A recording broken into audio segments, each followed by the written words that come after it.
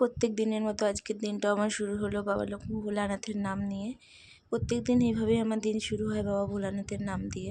এই যে বোতলটা দেখছো এটা কিসের জন্য? এটা গঙ্গার জলের বোতল। ঘুম থেকে উঠে আশিপাশি কাজ সেরে জামা কাপড় পরিষ্কার পরিচ্ছন্ন হয়ে আজকে একটুখানি সকাল সকাল কাচাকুচি করেছিলাম, জামা কাপড় মেলে পরিষ্কার পরিচ্ছন্ন হয়ে নিয়েছিলাম, কারণ একটু রোদ উঠেছিল, মানে অনেক জামা কাপড় দৌড়েছিল। তারপরে কি করব, সকালের উঠে চা। অ্যাকচুয়ালি সবসময় দেখো আমরা 2 কাপ চা করি, আমরা শাশুড়ি মা আর আমি চা খাই। আমার হাজব্যান্ড অতটা চা খেতে পছন্দ করে না, আসলে আমরাই টি লাভার, আমার হাজব্যান্ড না।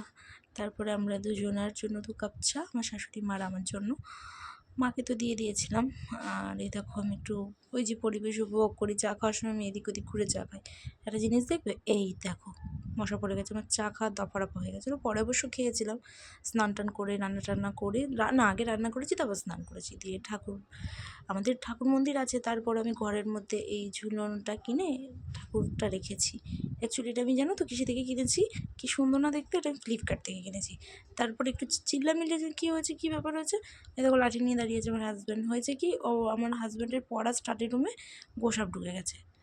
কী অবস্থা জানো না, দেখো লাঠি দিয়ে কিছুক্ষণ পর বার করেছে। আবার কী দিয়ে বেরিয়েছে তো, জানলা দিয়ে বেরিয়েছে, বিছানার চাদর মাদরের ওপর দিয়ে আবার বের করে ধোয়ার জন্য নামিয়ে নিয়েছিলাম।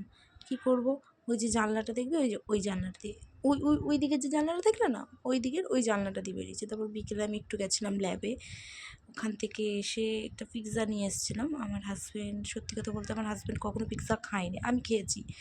ও বলছিল তাহলে তুমি এনো, আমি খাবো। তারপরে ওর জন্য আর আমার জন্য একটা পিৎজা আনলাম।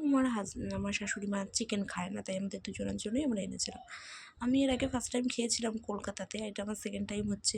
কিন্তু এই পিৎজাটা সত্যি কথা বলতে যে খুব খেয়ে নিলাম। তারপরে আর কি একটু ক্যাথ মেরে আমি রিলস বানাচ্ছিলাম।